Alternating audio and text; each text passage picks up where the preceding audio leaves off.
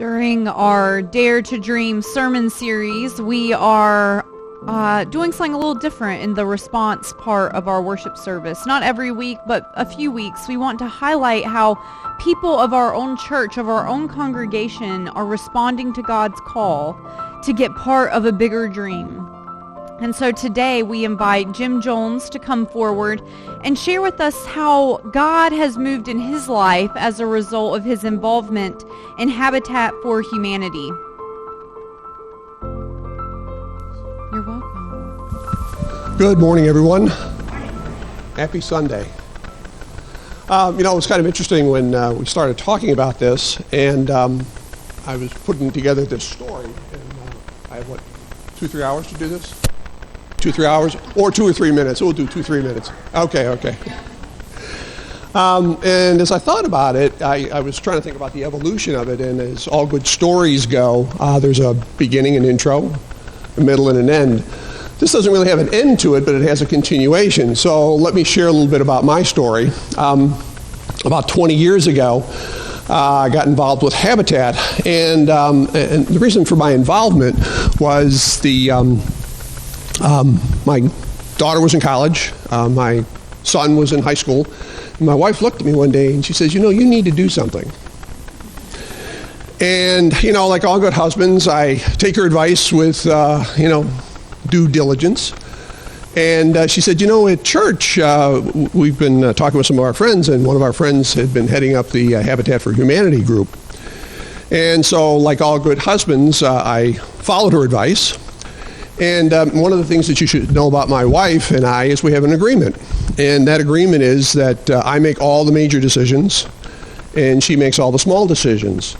And of course, in our marriage so far, there have been no major decisions to be made. So you can see how that works out. So having said that, a friend of ours, Ed Howard, had been working with a small group. And every third Saturday for a couple of years, a group was going out and rehabbing homes I'm from Buffalo, New York. And so that's the beginning part of this. So I went out the first Saturday and came home with all my fingers and toes, a couple of cuts and bruises, but nothing really bad. And I said, gee, I think I can do this. And so for the next 15 years, every third Saturday, a group of us would get together and go out and rehab homes in Buffalo, New York. The middle of the story really involves this idea of I had a few essential skills and learned a lot more from my friends and colleagues on the builds. And we met a lot of other people from other churches and other community groups who were also involved with the process. And you said, you've sort of formed this interesting community within Western New York. There are lots of great stories I could tell over the 15, 20 years that we were involved. One Saturday I was up 3 stories on a ladder putting up siding, and it started to snow. Of course, this is Buffalo, New York, and we continued on putting up the siding, and tools were getting rusty, and we're still putting siding up, and it's snowing away, and we got it done. Or one of the Saturdays we were out, the project leader said, gee, we've got this garage in the back that needs to be taken down. And we were doing some deconstruction, but we that daunting before, so we got in the middle of the garage and took out the supporting beams, and the garage still said, I'm not going anywhere. We cut all the 2x4s out of the sides, and the garage just hunkered down, didn't do anything.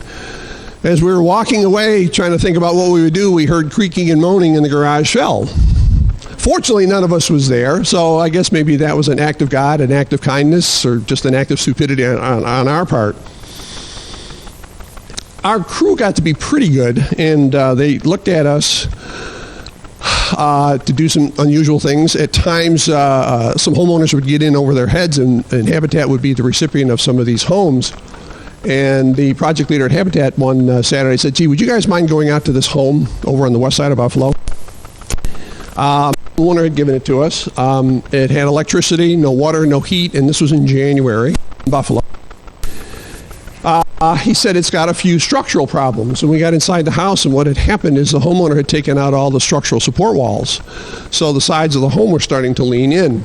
And he said, could you guys go in there and see if you could brace this up, because it is a good house and in a good neighborhood. And, we did it. A little cold. Again, no injuries, no problems. But I think over time what we built together was this community of people to build, to give back. And it's not the end, but the continuation of the story. Some of the things that I found most fascinating with this were meeting the homeowners. One homeowner always sticks in my mind, Rose. Rose, a single mom, 2 teenage boys. And every time we were at her home, she was there. And in Habitat, you have to do so many volunteer hours before you can get on the list. And then while your home is being built, you have to put in so many more hours.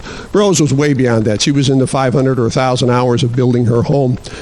And she was so excited to have this home, this opportunity that she and her boys could have and live and be safe in. And even later on, when we were working on other projects, Rose would show up. And, I was talking with her one day, and I said, "What's up?" She says, it was just such a gift that we had this opportunity.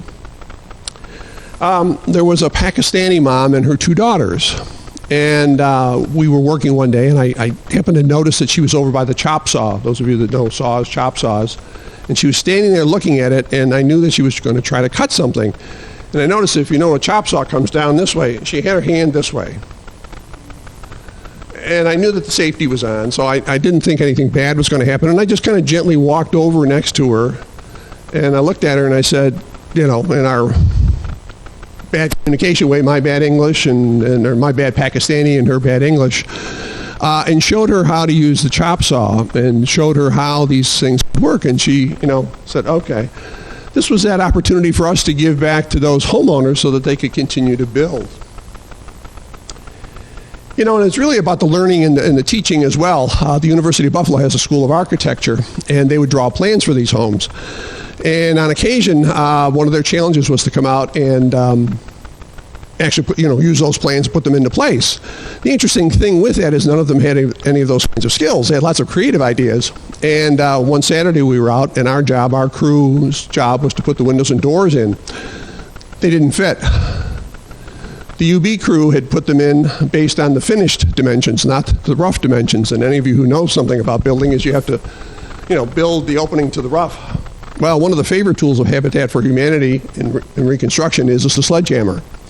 And we were able to gently put them into place. So again, it was a good learning opportunity for the students, and they got a chuckle out of it as we did. The other thing that I would share with you, just as by way of witnessing or talking about this, is the neighbors. Again, Buffalo's a very old city, lots of neighborhoods in disrepair, and the neighbors who would come up and say thank you.